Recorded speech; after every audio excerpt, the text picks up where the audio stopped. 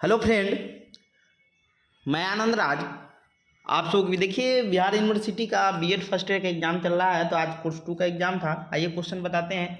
जो गेस किए थे उसी से लगभग क्वेश्चन आपका आया था, समझे। थोड़ा लैंग्वेज घुमा कर दिया था, लेकिन वही सब टॉपिक आपका पूछा हुआ था। देखिए, आपका ऊपर लिखा हुआ है BEd first year contemporary Indian education course 2 session 22-24 हो गया। देखिए, पहला यूनिट में क्वेश्चन था। देखिए, अनौपचारिक शिक्षा क्या है। देखिए, अब जो लोग अनौपचारिक शिक्षा पढ़े होंगे तो अनौपचारिक शिक्षा बताना था कि वह शिक्षा जो एक निश्चित समय में एक निश्चित स्थान पर नहीं दिया जाता है, आप घर परिवार में समझे सीखते हैं, वो अनौपचारिक शिक्षा होता है। और उदाहरण के साथ औपचारिक और अनौपचारिक शिक्षा में अंतर बताना था, समझे। उसी चीज़ को आप 2 भाग में बांट के लिखिए, या पहले औपचारिक शिक्षा लिख दीजिए, अनौपचारिक शिक्षा करके दोनों में अंतर कर दीजिए, समझ गए। तो वही चीज़ लिखना था कि औपचारिक अनौपचारिक शिक्षा क्या होता है, अंतर बताना था, समझे। तो ये तो लिख लिए होंगे आप लोग। दूसरा क्वेश्चन था कि शिक्षा के उद्देश्य के कार्य और निर्धारक होगी, यानी शिक्षा का क्या उद्देश्य, इसका निर्धारक क्या है, समझे। तो लिखने के लिए तो ये भी क्वेश्चन लिख सकते हैं कि शिक्षा का व्यक्तिगत और सामाजिक उद्देश्य के बारे में लिखना था, समझे।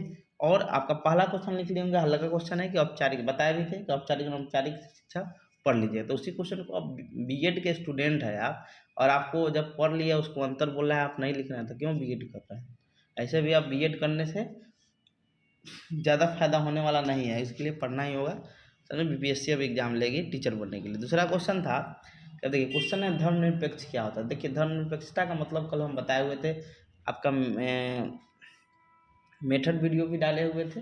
और आपका जो चौथा क्वेश्चन है कि आर्थिक विकास शिक्षा, तो हम वीवीआई क्वेश्चन करवाए हुए हैं, समझे। उसमें आर्थिक विकास वाले हम डाले हुए थे कि आर्थिक विकास और शिक्षा एक दूसरे को कैसे प्रभावित करता है।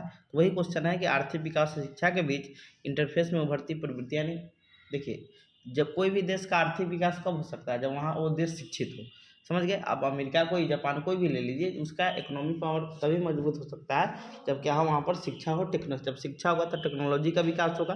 तो धर्मनिरपेक्ष भी हल्का क्वेश्चन है कि निरपेक्ष का मतलब होता है कि कोई भी देश का जिसमें अपना कोई धर्म नहीं, जैसे भारत क्या है, धर्मनिरपेक्ष वाला राष्ट्र है, समझ गए। ये भी लिख सकते हैं, समझे।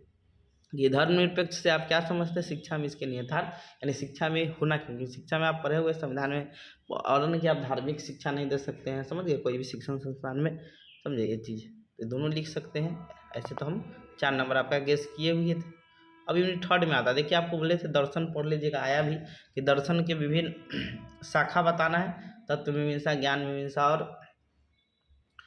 और आपका 3 मीमांसा होता है। फिर शिक्षा से कैसे, यानी दर्शन कैसे, समझे,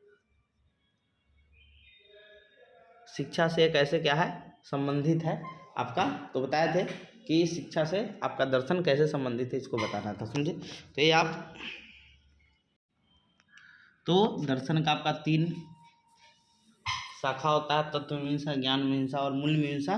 तो उसको लिख कर और फिर और दर्शन शिक्षा से कैसे संबंधित है ये बताना था, समझ गए। तो कल एक क्वेश्चन करवाए थे कि दर्शन शिक्षा से कैसे संबंधित है, समझ गए। फिर छठा क्वेश्चन है, देखिए प्रकृतिवाद पूछा। आपको बताए थे कि आपका आदर्शवाद पूछे, प्रयोजनवाद पूछे, या आपका प्रकृतिवाद पूछे। देखिए, सब में वही चीज़ बोला गया है। आदर्शवाद में आध्यात्मिक चीज़ पर जोर दिया गया है, प्रयोजनवाद में आपका करने पर, क्रिया पर जोर दिया गया है, व्यवहारिक चीज़ पर, और आपका प्रकृतिवाद में प्रकृति पर जोर दिया है, समझ गए। इतना तो आप पढ़े ही होंगे, लिख सकते हो। उसमें शिक्षण विधि कैसा था, उसका पाठ्यक्रम कैसा था, समझे, ये सब है। तो ये भी आप लिख दिए होंगे। पैटर्न तो बता दिए थे ना कि ऐसा पूछा जाता है।